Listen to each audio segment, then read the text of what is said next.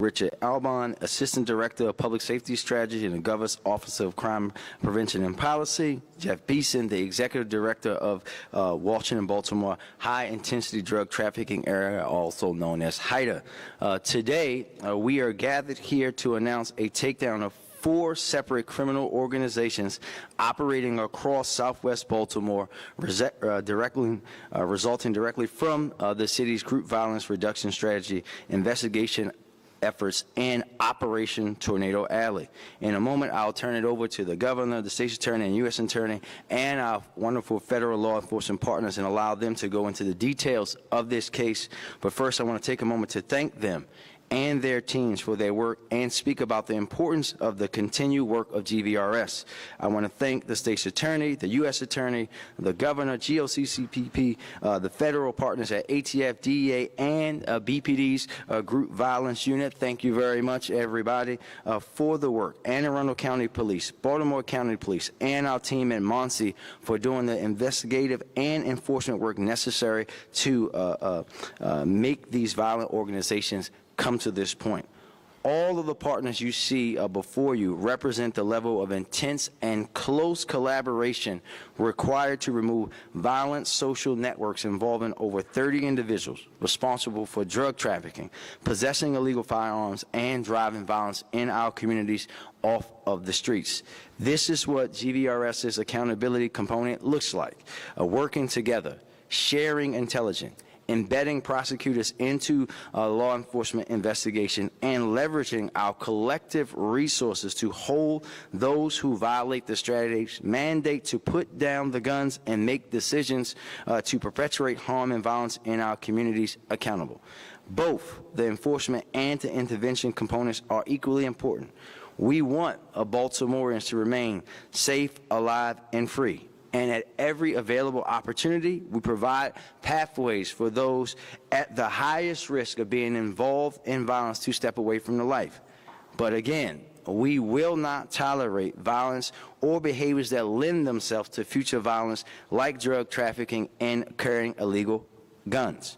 And through GVRS and this strategy, we will hold those individuals in that activity accountable in every way. Together, we are sending and sharing a unified message that if you make the choice to engage in these activities associated with crime and violence, there will be swift and certain consequences for your actions.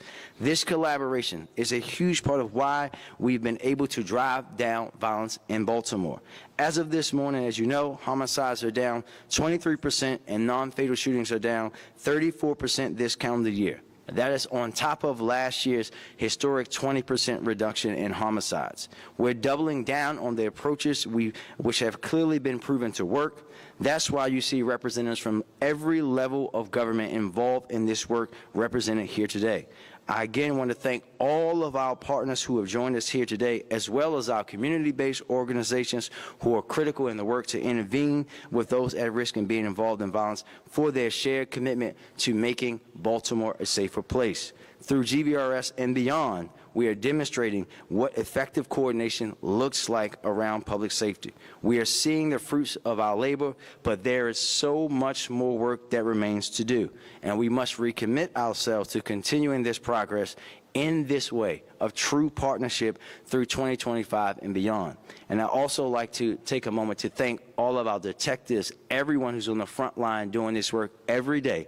We are up here doing the speaking, but you do the work. So thank you all for what you do for Baltimore each and every day. And thank you. And with that, I will turn it over to Governor Moore.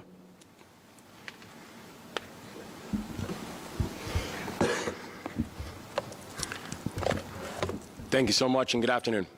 I want to, in addition to thanking the mayor for not just the relentless focus on this issue, but also the leadership that you and the city have continued to show. And also I want to echo what the mayor was saying to our frontline officers, to members of law enforcement. Thank you for being willing to be the ones who raise your hands to continue to make our community safer. Our administration has been clear from day one that public safety was our top priority. But we knew what we were walking into. We knew we were walking into a situation where just in Baltimore City, that Baltimore City had endured nearly a decade of 300-plus homicides a year, that we were failing to adequately coordinate the different arms of the justice system, and there were real gaps in the system.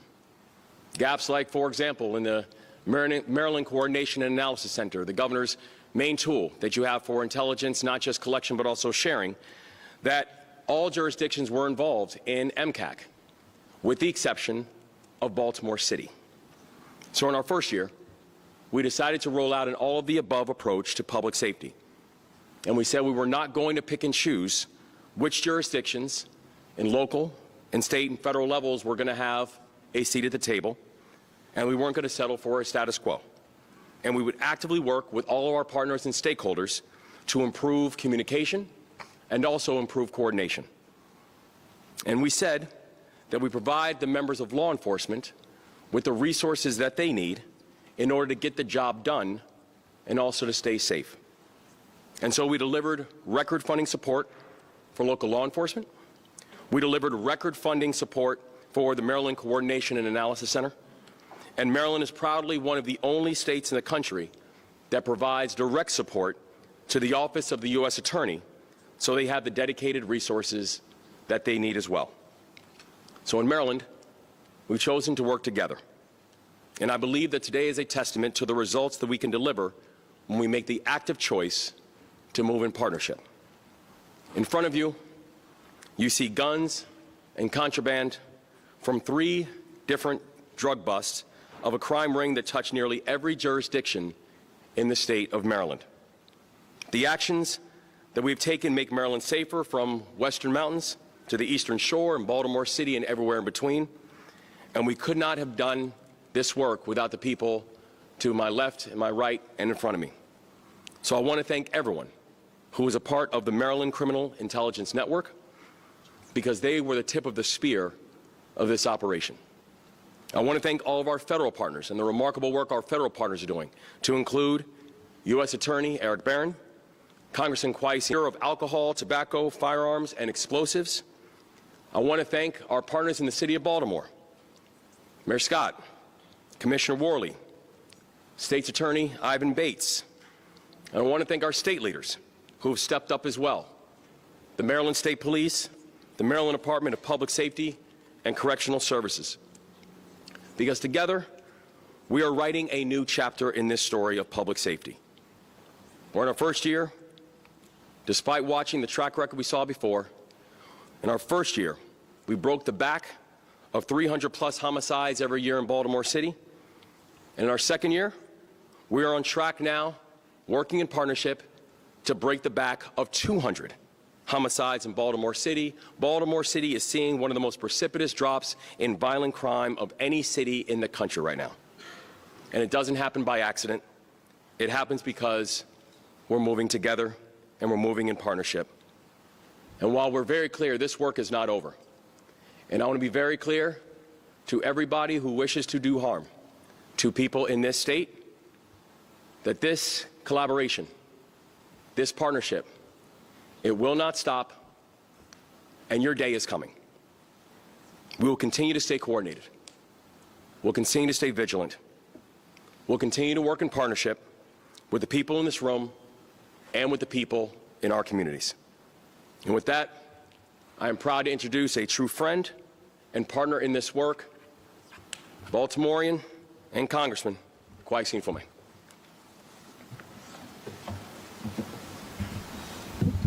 Thank you very much. I am just happy to be able to stand here this morning with all of these people, not the least of which is the mayor of the city, who has done a yeoman's job at fighting crime wherever it exists, and who has repeatedly, over and over again, suggested and in fact demanded that people believe that crime can in fact and will be reduced. So, Mayor Scott, thank you for that. Thank you for the work with all of your agencies and every aspect of city government. Governor Moore said something a moment ago that should not be lost, and that is that anybody out there being a part of violent gang activity, where there's guns or drugs or anything else, will have no safe haven. And the governor, since he's been in office, has been consistent in that regard. And when he and both the mayor talk about the nameless and faceless, as we know, those are the people on the street, the detectives that work hard, the people who work here in this headquarters, and the others that don't get any sort of recognition at all, but in the aggregate have all worked together to get us to this point.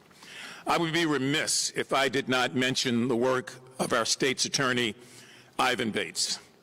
Consistent, day after day, week after week, against great odds, working in tandem with so many around this room to get us to where we are. Ivan, it's been a great job. You please keep up the good work. And I can tell you on behalf of families all over Baltimore, they appreciate the consistency in your example.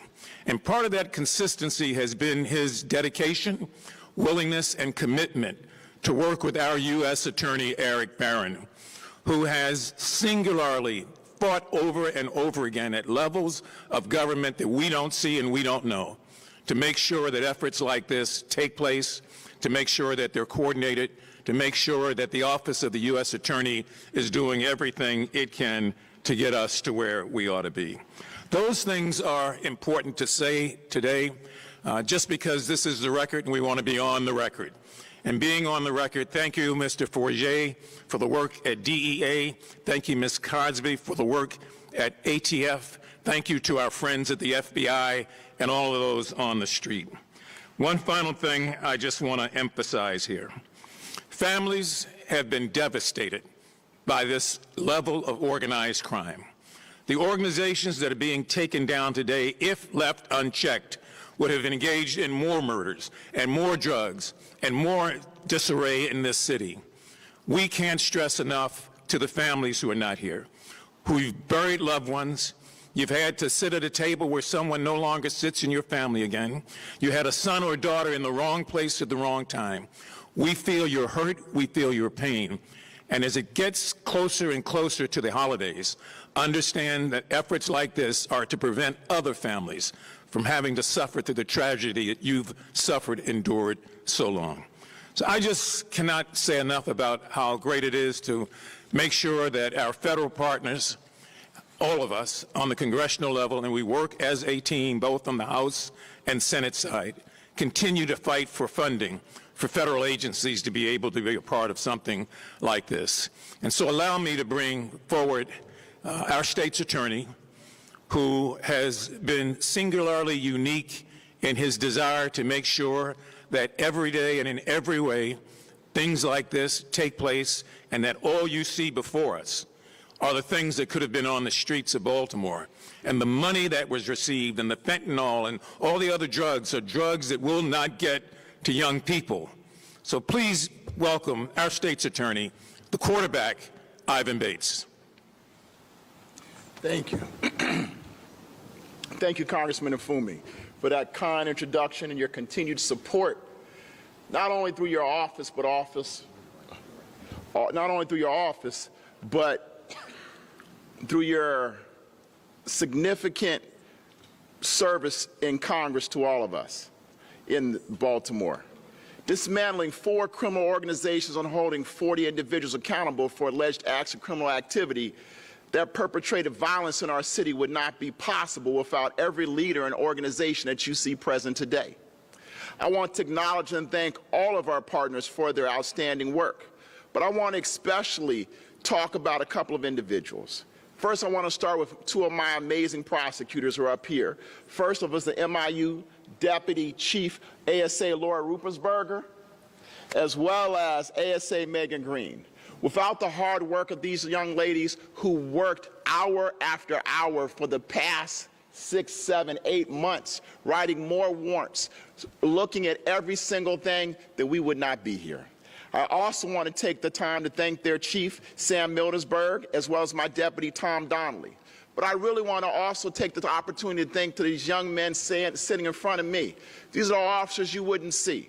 The time period that they watched, listened to the wires for months, they looked, they gave up their time from their family. They sacrificed. Between the work of these officers and my team, as well as everybody else, including GVRS, everybody, this has been very successful. Now, I know I talked about on January 3rd to bring your toothbrush, so since you don't have it, I brought it for you today. So what I'm going to say is that we all together want to ensure that the 38 individuals that we've indicted know that their toothbrush will be waiting for them. This is an investigation that began as a local GVRS initiative and detectives seeking to identify suspects connected to violence. After collaborating with my prosecutors and the team, we were able to make sure that we needed to increase the surveillance. See, the detectives recognized that there was something more here that they could do, and we could take it to another level. During that, they realized, and the capacity that was needed to do this was something that we needed to make sure how we could do it and take this to another level. We first went over, and my team first went to the U.S. Attorney's Office and asked for that support. However, they weren't necessarily seeing it from that vantage point. And I understand. Our office, meaning the State's Attorney's Office, didn't have the greatest track record doing this, and we had not done this type of work in a while. That's when I went and talked to my good friend and colleague, U.S. Attorney Eric Barron. Mr. Barron and I sat down and we talked, and we walked over there physically to where these offices were. And we walked and talked to the federal partners one by one. I see Brian Crow standing there in front of us today. Brian Crow, the DAA, said, you know what, we believe the work that everybody will do. We've seen what GVRS will do. We've seen what the detectives will do, and we'll go ahead and support this. And they supported it. Over the course of the next 6 months, this investigation uncovered 4 separately operating criminal organizations whose primary enterprise was trafficking narcotics and also perpetrating violence. These various targets were watched under surveillance for 24 hours a day, 7 days a week. Normally, we might not get the larger individuals. We'd only get the corner boys. However, having this wire allowed us to look at other significant members of the organizations.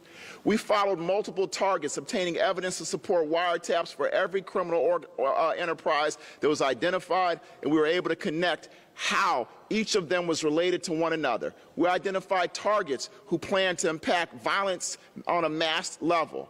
But as a result of proactive investigation, numerous violent incidents were prevented. For instance, these officers and the team, they prevented an armed robbery. There was also another incident where investigators learned of a turf war that was about to play out in the neighborhood streets.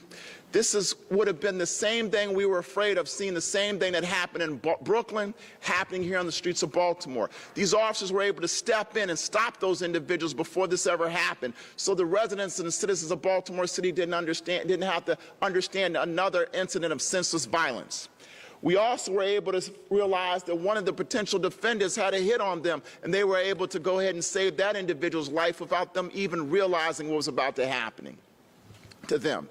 Dismantling these operations marks a significant step forward in our mission to protect our communities from the dangers of illegal drugs and violence. Because we are not only disrupting the sale of illegal and lethal narcotics, but also mitigating potential murders. We know that drug trafficking goes hand in hand with our homicides and our non-fatal shootings. The guns we received and the members that have been removed. For instance, 12 individuals and defendants were charged in operating the 1700 block 11th Street. 3 defendants were operating the 2000 block of West Pratt Street. 12 defendants were operating the 500 block of Millington Avenue, and 4 defendants were operating the 2800 block of Edmondson Avenue. Ongoing violence in these areas was a catalyst for this investigation. Law enforcement identified multiple sources of fentanyl and cocaine, some of which included importing large quantities out of state, including 3.4 kilograms of suspected cocaine that was being brought from New York into Maryland on behalf of the criminal organization from the 500 block of Millington Avenue. This criminal organization maintained caches of firearms, some of which are in front of us today, to protect their supply of narcotics and secure their territory. In March, BPD executed search warrants in the 500 blocks of Millington Avenue, which resulted in the seizure of 5 rifles, 3 handguns, and body armor. A rival organization operating in the 1700 block Lemon Street engaged in drug trafficking, firearm trafficking, and car thefts to finance and further their enterprise. On November 19th at 3 a.m., it was my honor to stand with the Commissioner as well as the U.S. Attorney to address many of the men and women that executed a number of search and seizures warrants throughout the state of Maryland.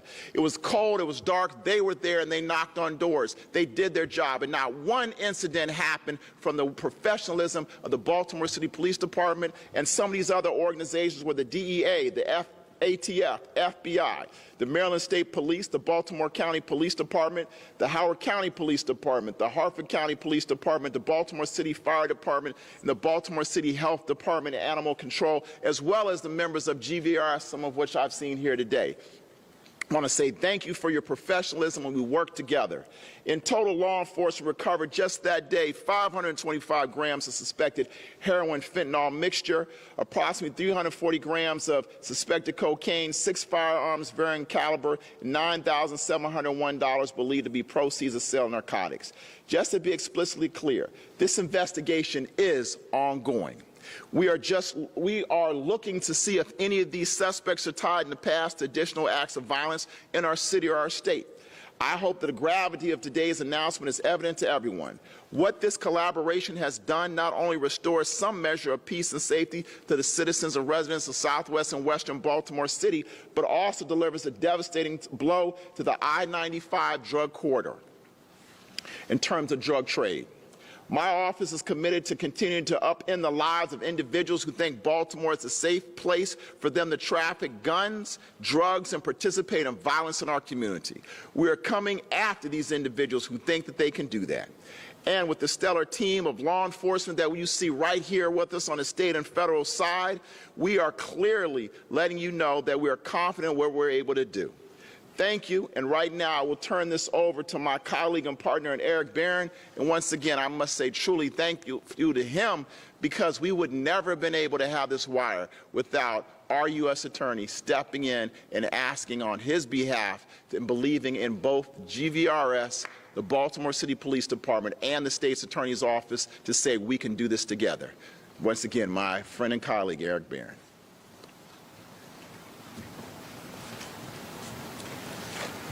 Good afternoon, and it is a good afternoon. First, I want to also thank our various partners this afternoon for your commitment and hard work. You know, the first time we had a show of force like this was back in August of 2022. We met at, Tillman School Community Park that afternoon, and the results since then speak for themselves. Again, my name is Eric Barron, and I am your United States Attorney. I came into this position with a simple premise. When the feds step down from the ivory tower, we are at our best. To that end, the United States Attorney's Office has its feet on the ground.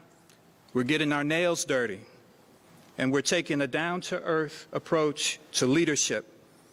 We have a leadership role in team building and problem solving with all of our partners. Like a championship caliber team, everyone must be on board, from the front office to the coaches, to the players, to the training staff, and even the fans. Each group needs the others to be successful.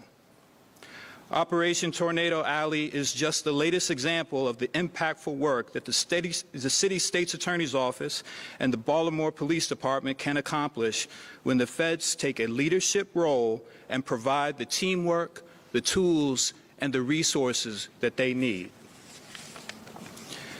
This investigation never gets off the ground with a wire without State's Attorney Ivan Bates. He contacted me for help, and we went to work. We huddled up and activated the game plan. To my federal, state, and local law enforcement partners, and my community-based partners, your problem is my problem. Many thanks to the Baltimore OCDF Strike Force, my colleagues at the Strike Force for their support, including the DEA, the ATF, and the FBI, all of whom provided valuable assistance. We're taking our violent crime approach and strategy to the next level. So pack an extra toothbrush. Thank you.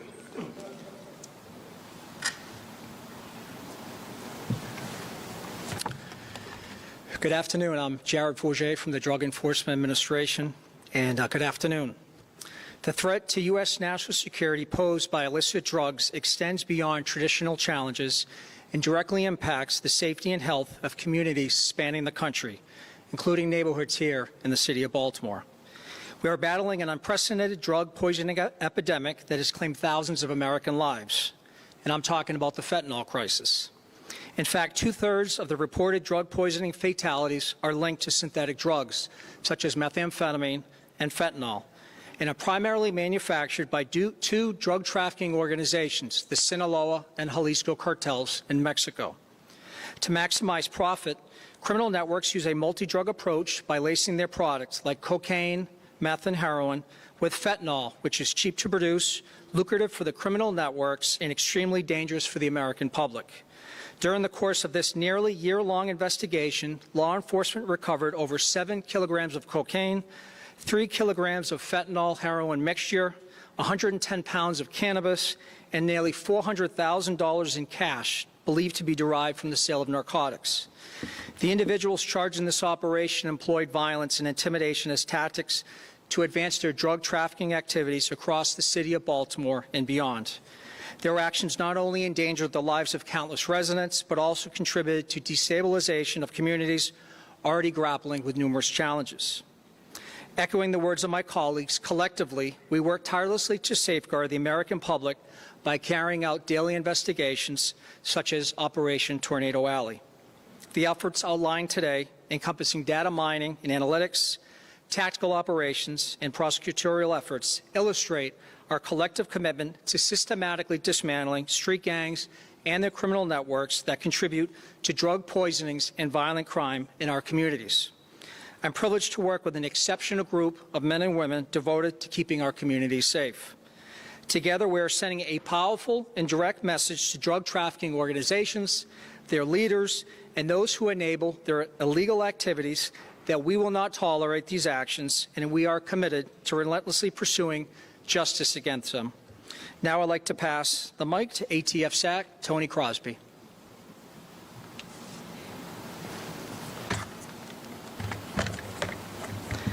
Good afternoon. Thank you, Mayor, Governor, Congressman, U.S. Attorney, State's Attorney, DEA, Baltimore Police Department. We're here today to announce charges against 40 individuals for drug trafficking and firearms offenses that occurred over the last year in Baltimore. As you know, ATF is on the front line in the fight against violent crime, particularly firearms trafficking, illegal possession of firearms, and possession of machine gun conversion devices, known as switches, especially when such possession is in conjunction with drug trafficking. ATF uses crime gun intelligence, which is a focused concept that consistently produces timely, precise, and actionable intelligence concerning firearms-related events. This information assists investigators in connecting, identifying, and disrupting violence through evidence-based methods. Its aim is to disrupt cycles of violence by identifying and prosecuting trigger pullers and their sources of crime guns. This case is no exception. The guns recovered during this case linked approximately 47 different incidents. These incidents that we will continue to solve and find those responsible for. So far, 13 individuals have been charged with firearms-related crimes. This investigation will be ongoing until each and every individual who possessed, trafficked, or used firearms illegally is brought to justice. Of particular concern in this case is the possession and use of machine gun conversion devices. Conversion devices can convert semi-automatic pistols and rifles into fully automatic weapons in less than 60 seconds. One pull of the trigger can release all the ammunition in the magazine. Protecting the public is our #1 priority, and these devices pose a massive threat to public safety. It is against the law to manufacture, sell, or possess these devices. We are committed to apprehending and prosecuting those who continue to bring these devices into our communities. Thank you, State's Attorney Bates and U.S. Attorney Barron.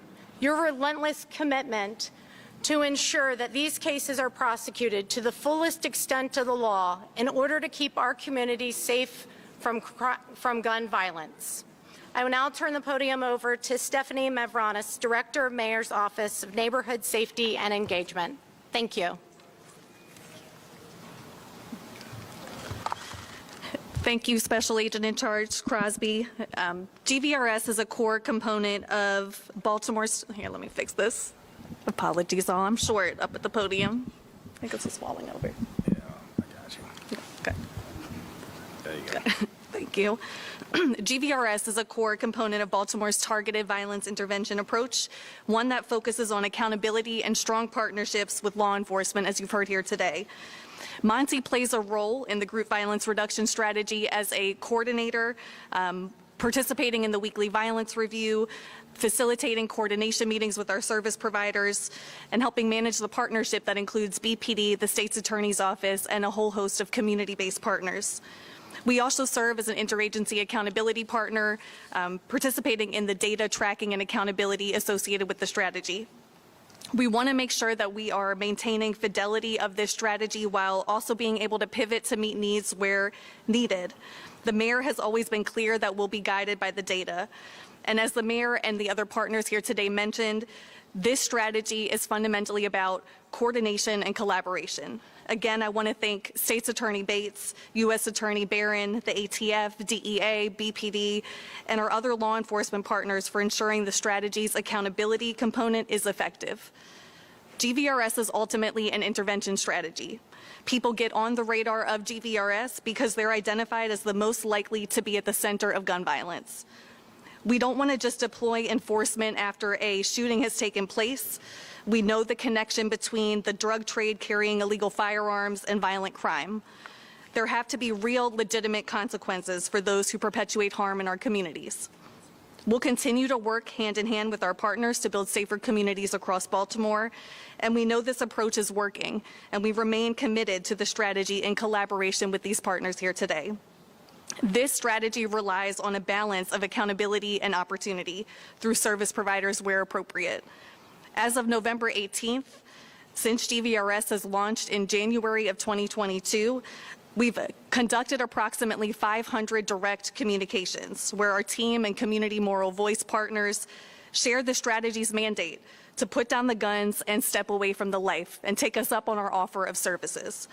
We've had 193 people enroll in these life-changing services with very great success. Almost 94% of our participants have a success rate, not recidivating and not being re-victimized. However, today is about the promise we're making. When folks are found to be harming our communities, engaging in behaviors that put themselves and others at risk, we have to hold them accountable. There have been 340 arrests, including 265 made by BPD's Group Violence Unit. Following this takedown, the mayor's office will be mobilizing an intensive stabilization to deploy city resources, maintain a presence so that other groups do not try to fill the vacuum left by this significant takedown today. We'll be addressing environmental factors conducive to public safety as well. And we'll be meeting with community members to assess how we will set up and drive that work. Thank you, and with that, I will pass it to my partner, Commissioner Worley.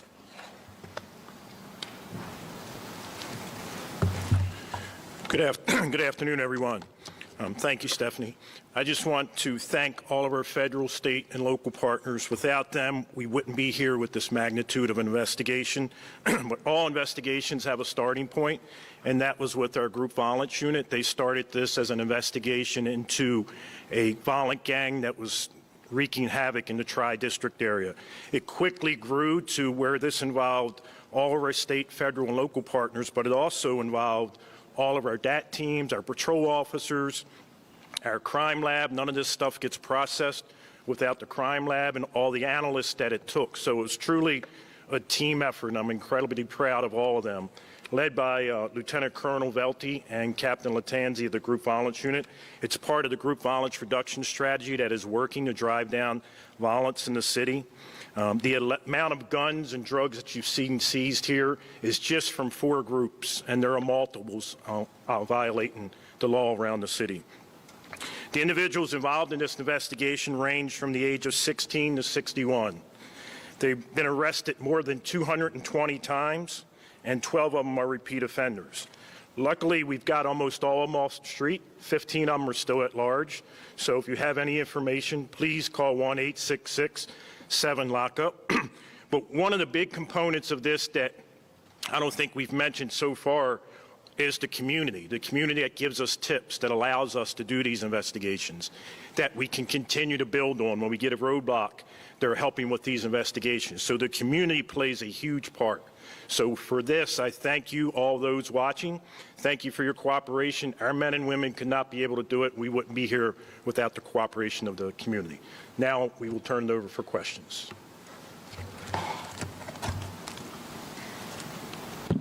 All right, we'll take questions over here. We're going to do 2 questions per outlet, only on-topic questions, no off-topic questions. So if you have a question in reference to this investigation, please come introduce yourself, your outlet, and you can come ask the question.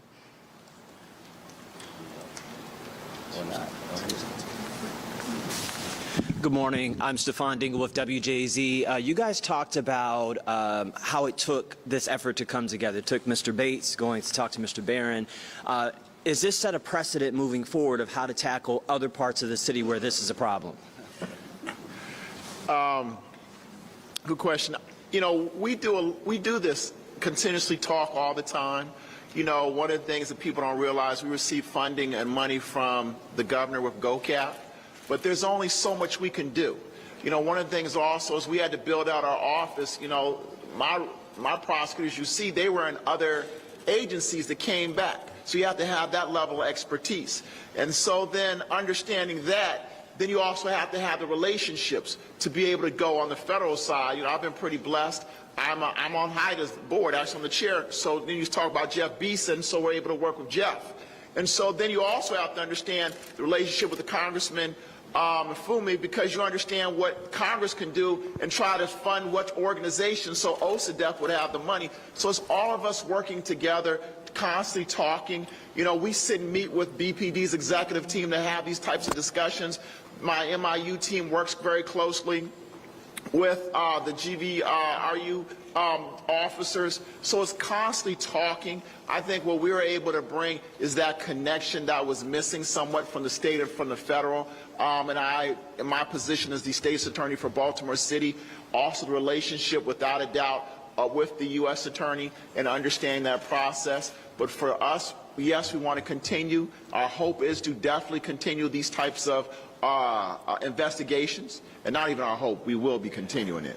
And I will say this is, the more people we can hire in the state's attorney's office of Baltimore City with experience, and we are hiring, we are here to make sure we do these as often as possible.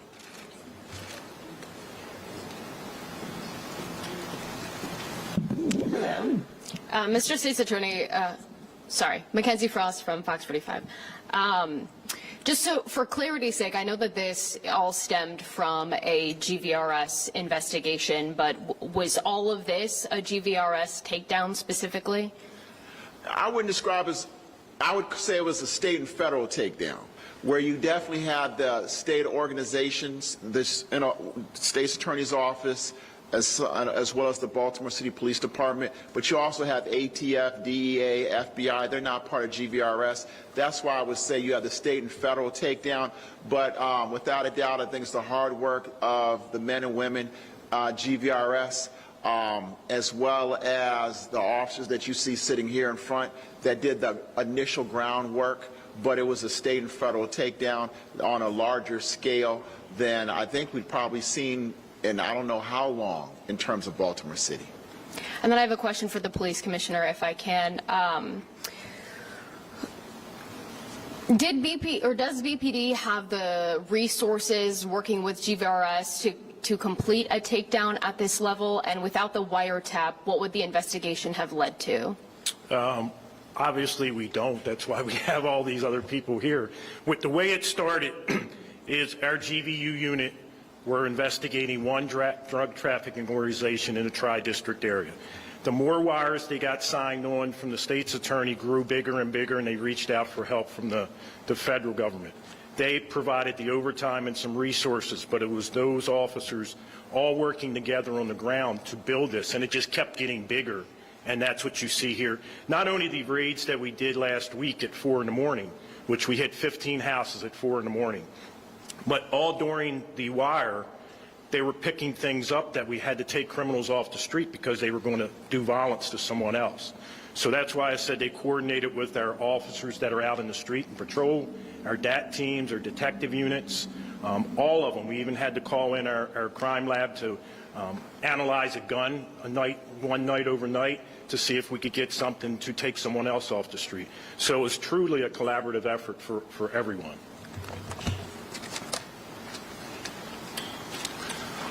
Barry Sims, WBAL TV, Channel 11. One of the slides that came up talked about additional indicted individuals. It didn't talk about exactly what they were indicted for, and just trying to find out, were they working with any of the groups? What were they charged with other things?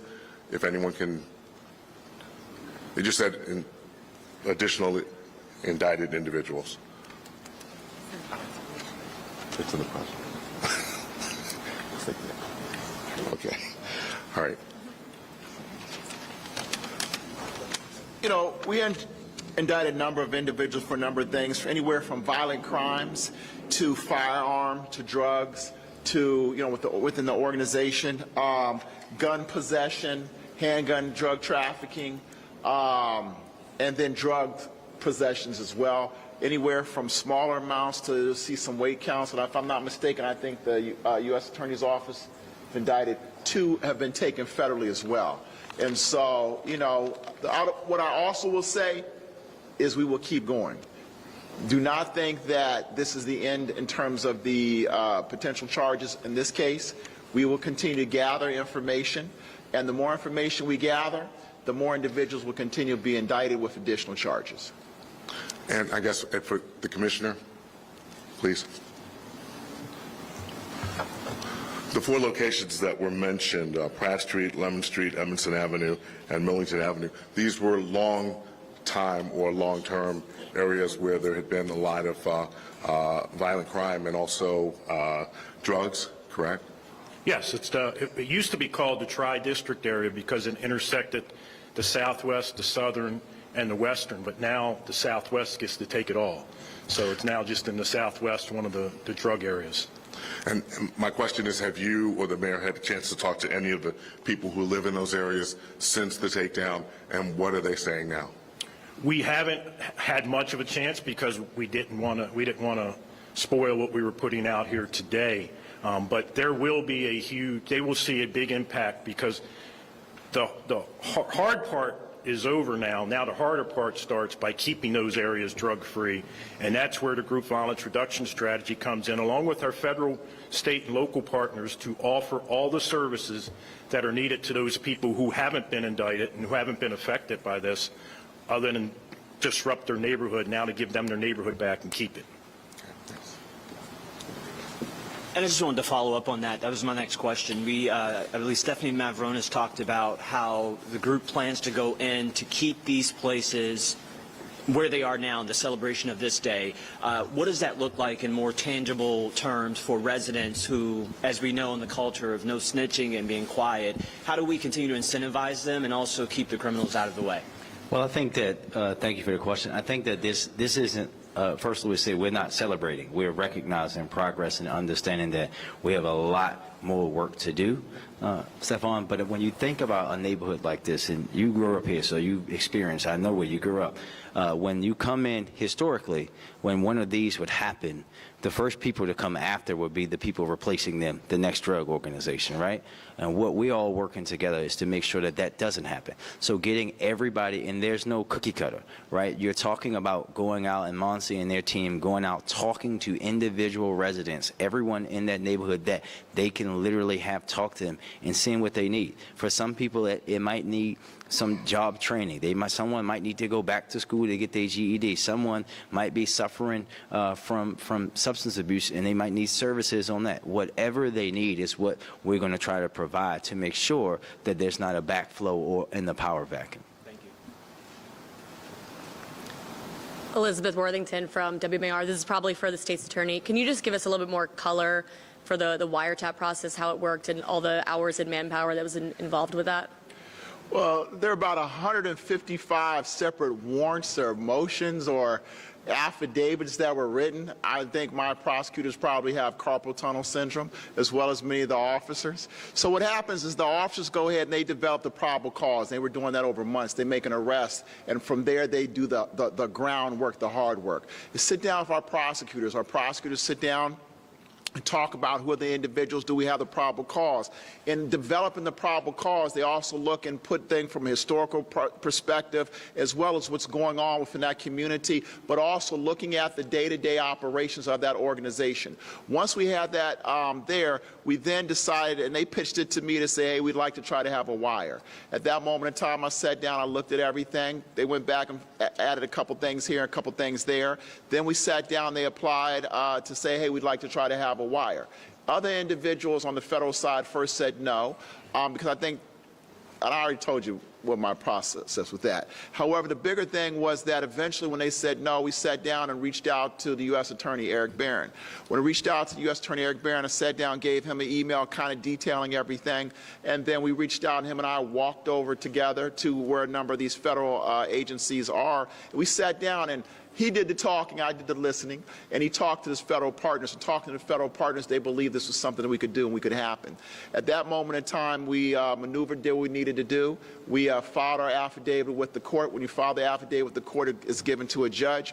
And what I would say is every month we have to sit down and speak with that judge to find out how the wiretap is going and are we making progress. That's to ensure that we just don't have a wiretap or listening to individuals' phone calls and doing nothing and there's no progress happening.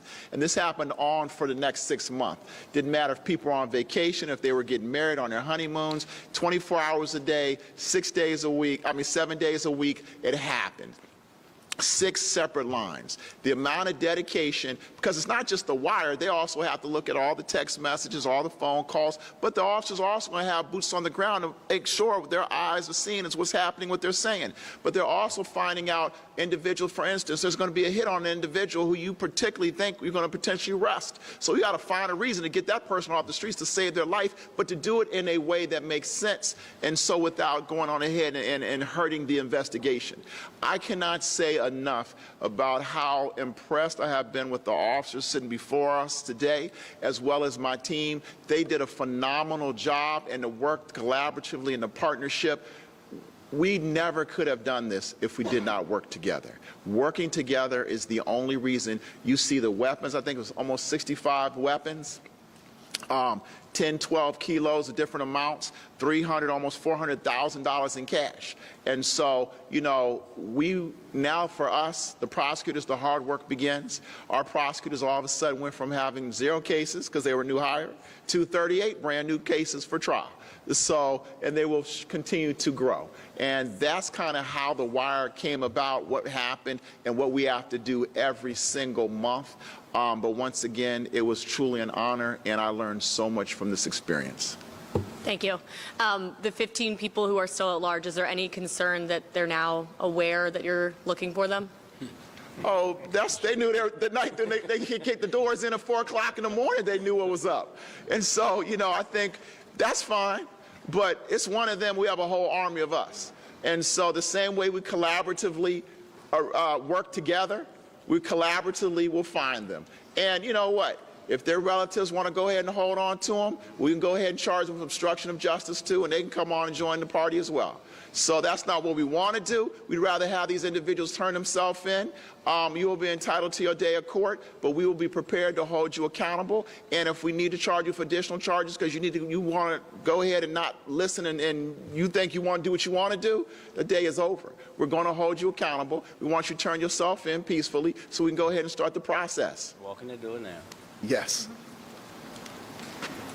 Good afternoon. I'm Alex Mann with the Baltimore Sun. Mr. State's Attorney, you mentioned that there were some crimes of violence charged in this case. What were the crimes of violence charged in these cases?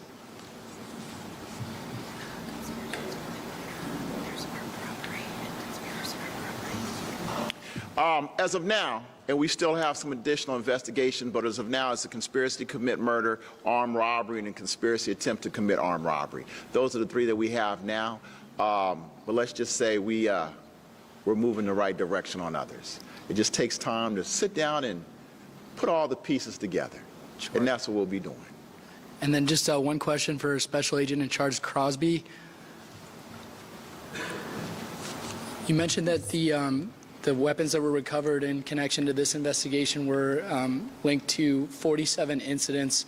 I just wondered if you could elaborate on what incidents means exactly, and then what the investigative process is like from here forward. So I can't get into the specific incidents surrounding the 47. Again, as others have said here, those are incidents that we will be looking into. Those are actually have been linked through the NIBIN system, or the National Integrated Ballistic Information Network system, which we have previously spoken about. So we will look at each one of those individual crimes that has been linked through that system and make sure that investigatively we have not missed anything to be able to solve that crime, utilizing all of the intelligence surrounding each one of those individual incidents. Without going into specifics about the incidents, though, we're talking about shootings, right? Some incident where a firearm was discharged? That's correct. Okay. Thank you, guys. Thank you. Thank you. Oh. They're taking a picture. Who shot? Come on, y'all. What?